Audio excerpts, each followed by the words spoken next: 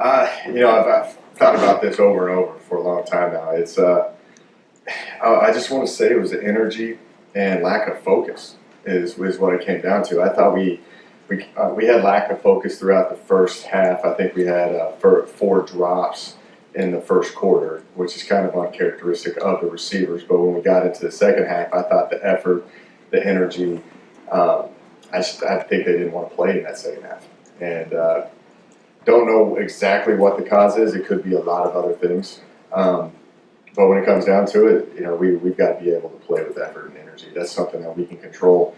And that's going to be the focus going to practice at the end of the game. In post-game media, that's all I talked about was how we're going to get it corrected in practice. And today is going to be strictly an emphasis on terms of practicing with effort. And I think that's been addressed. I don't know what Coach Holgerson said in his press conference, but I bet you he reiterated the same stuff. So you guys see it as well. That's something that we take a lot of pride in. It's probably not going to happen again. How pleasing is it that Marcus Sampson's having the season that he's having so far, and what does that mean to the other guys? Yeah, I think he's playing at a very high level. Obviously he's putting up great numbers, but from where he was at last year to where he's at this year, he's turning into an every down guy for us. And we put a lot on his shoulders, not just from an offense perspective, but special teams as well. But when you have that threat and how he was making some big time catches on critical downs in the game too. So Will's, like the way my brother put it to me after the game is that Will has so much confidence in 8 right now in Marcus that your hit charts, the ball is being sprayed all over the field, and it's very tough to defend that when you've got 3 guys playing at a high level and the ball's getting spread around pretty evenly. With the running game, do you go into the game saying we're going to establish a run today, or do you go into the game going we're going to do whatever they give us? I think you always have to establish a run. And that's, the emphasis of the night before was about playing with physicality and understanding that they're going to be taking away the run. That's how Texas Tech plays defense. And I thought the first half we matched that pretty well. I thought we were running the ball pretty efficiently in the first half. And I believe that if you want to have a lot of success in this game, and as a team, you've got to be able to run the ball efficiently. And if you just look at how we ran the ball in the first half to the second half, you can see that it was 2 different teams and it's 2 different outcomes. So it is very important to make sure that we establish a run game. Jake, what do you have in the passing game? Mm-hmm. It's a good idea. Throws with receivers. How do you fairly evaluate your running game? I was looking. Your net yards doesn't mean a whole lot. Your average is good. You're not moving backward very much, but you won't have a ton of explosive plays either. Right. I'm just curious where you stand. Yeah, that was something I thought when I reevaluated how I did at the end of the game. I thought I should have thrown a little more in that second half. There was a lot of factors at the second half and how we were playing. There's a lot of momentum changes in that game, and you could see that we didn't have any momentum in that second half, and it was tough to get out of that. And I should have ended up throwing the ball a little bit more on first and second down, because it ended up being a tendency at times where we were running the ball on first and second down and throwing on third, which a lot was kind of trying to run some clock a little bit, trying to be more efficient with the time management. But at the end of the day, we should have probably had more efficient pass plays, get the ball in play, because those kids are pretty explosive. And when your run game's not hitting the explosive plays like you want it, you need to probably end up throwing a little bit more. Overall, though, this part of the season, again, not a ton of opportunities because your passing game is that good. But are you okay with it? Should it be more of one thing or more of another? I think it's going to be a feel throughout the game. It really is. That it is tough. I think you got a lot of good players out there, and try to distribute the ball, evenly. But I think that's just going to change weekly based off of how we're playing. Will has not gotten a whole lot of pressure through the first 3.5 games, but obviously the second half a lot. Is that a concern for you that he faced as much pass rush as he did? No, it's not. I think that comes down to an effort situation in which we're going to get that fixed. I thought the first half everything was clicking. You scored 35 points, 28 in one quarter. things are looking pretty good. It's a pretty solid first half. Second half came out, nothing changed between the game plans. It's just I feel like Texas Tech wanted it more. So the ones there, they were ID'd correctly, they just beat your guys and got the win? A couple of them. A couple of them were, there's probably about 1 or 2 missed IDs, and the rest was just the guys up front getting beat. And that wasn't the case in the first half. It's just they didn't show us anything differently. It's just I thought they wanted it a lot more than we did. The RPOs seem to be really effective for you in the first half. What happened in the second half there, from what you can see?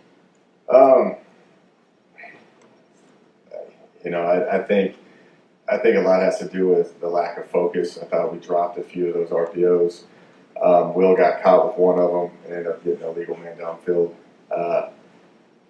They just played a little tighter coverage, and I feel like they wanted it more. There was a third down that, we were looking at it, what we could do better on that, and at the end of the day, it was just we need to play with a physical edge because they played us man the entire game. The second half, they just got after us a little bit. What do you tell a veteran group of receivers about drops? These guys have made a ton of plays in their careers. They are a mature team. Like you've heard that saying a lot, but they understand. There's a lot of things that they wish they had back. I know Gary wanted a few back as well, but Gary also made some freaky catches in there. So there's a fine line of how to address it or not. These kids are mature enough to understand that they didn't make those plays and they wish they could have it back, but you just can't dwell on it. You got to move on. If it consistently becomes a problem, then we got to find ways to address it throughout practice. In several running plays where you pulled the backside guard and tackle from leading and Tech started crashing the end from that side, tracking them down from the back. When they start doing that, do you have to make an adjustment to try to block that, or do you run something different to try to take advantage of that defender coming down? A little of both. It turned into a guessing game with them. I thought Will was managing it very well. That's where a lot of those RPOs were coming from, were those slants to David Sills and TJ Simmons. I know TJ dropped one of them, but there was a pretty good line of how Will was managing it. And then they started at the end of the game, they just started blitzing everybody on it, which we ended up changing our thought process and getting away from that.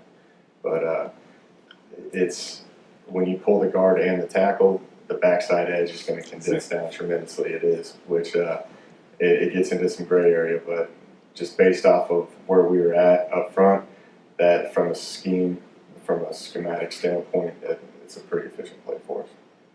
Jake, Dusty, how do you address, or how do you explain maybe Gary, reliable receiver, having like three drops or 4 drops or whatever it was, while also making some really great catches, in the same game? Yeah, I think it's lack of focus.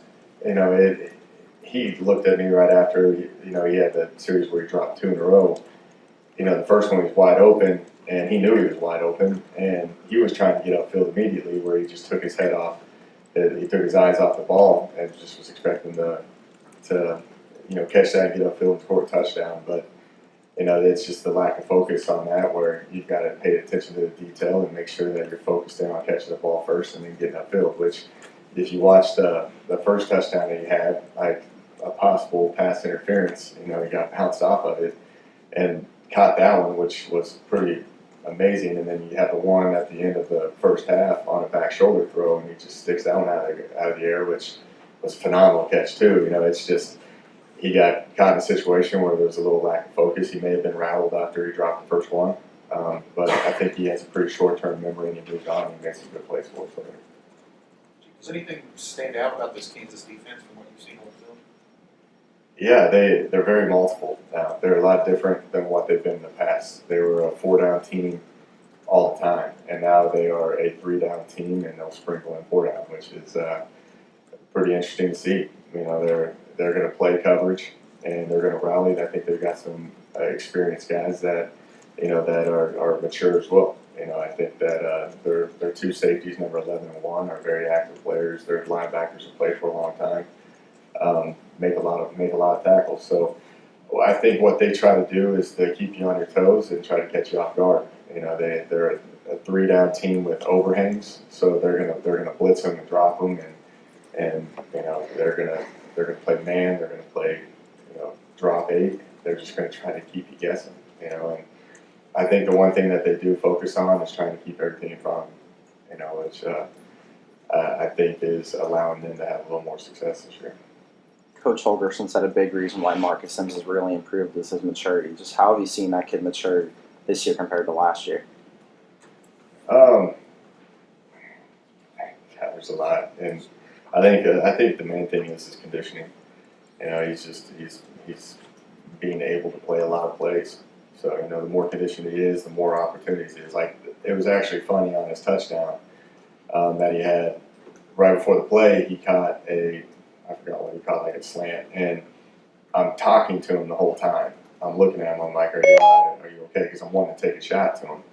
And he just looked at me and he said he's fine, and then he went and ran fast. Last year, after that, he wouldn't be able to give the effort that he would like to on that because he'd be gassed. And I just thought it was funny where he's came from here, there, and now. It's he was ready to go back plays and make plays consistently for us, which that was probably the biggest difference. Before the game, he was not feeling well in the end zone. That's I don't know what it Marcus was. every day now. Okay. Yeah, that means he's ready to play. So it's butterflies, not fire. I don't think they're about butterflies. I don't know what it is. We just don't mess with him on that. He's ready to play when I see that. So Will and I were actually laughing at that one because we saw it and we were like, all right, Marcus is ready to roll. What are the challenges going against a multiple defense like that? Worry about us. We got to be the lack of focus. Like, we have to pay attention to detail and make sure that we're executing our assignments correctly. And more importantly, we have to play with an edge. We got to play with effort, and we have to play with enthusiasm. That was another thing too. I thought our sidelines was very, just out of the game. There wasn't very much energy on the sidelines, and that's going to be fixed as well. I think I wasn't interested in talking about this, but he's got 57 wins. He's 1 win shy of Art Lewis here, third most. He's moving up this. What makes him a good coach? Why is he? I think he adapts to the personnel that he has, and understands where we're at. I think that's very hard for coaches that that will kind of strap their schemes on what they're doing based off of the personnel that they have. And I think 2 years ago in 2016, the success, they're 2 different style teams. And you got to commend him for just understanding where our strengths and weaknesses are and making sure we're put in the best position for that. And on the other side of it is player development and constantly just making sure that we are getting better every single day. And I think in terms of our younger kids' development right now, it's the best I've ever been around. And how much we focus on those kids. Like on Thursdays, we're doing 50 play scrimmages with these kids every Thursday, and we're grading it and we're coaching it. And I think that's the thing about Dana is we're always just trying to improve a little bit every single day. I've heard coaches say this, and you have to earn your wins. I mean, there are places where you can go where it's set up, you're going, but here you have to go places to find kids. Speak to that. Yeah, I think it's hard to win in general, and when you're winning consistently, you must be doing things right, you must be recruiting right. West Virginia it's a special place, and it's not like so much you're going across the country and getting a certain player. It's about getting the kid that's going to fit into the culture that you have here. There's a lot of things different with that in terms of when you recruit. There's a lot of elements involved in terms of it's a different style of ball up here in Morgantown than it is in Lubbock, Texas. And you got to have kids that are going to be able to play in snowstorms and rainy games, to also being able to just handle the elements. So that's kind of the thing that we try to focus on is, does this kid fit into our culture? And that's why, like, when you ask, like, why didn't you take that kid or what, it's just it wasn't the right fit for us at the time. Last thing on that, when you were here on the ground level, did it take you guys a while to realize that you learned to lay the land, or immediately we're going to have to It was kind of a unique time because we were entering the Big 12, which now that changes a little bit. And we I think The thing was to try to get into Texas a little bit, based off of being playing there majority of the time. But it's just so over recruited that we felt that you probably have more success just being locally around here and finding guys that will fit into what we're trying to do up here in this region.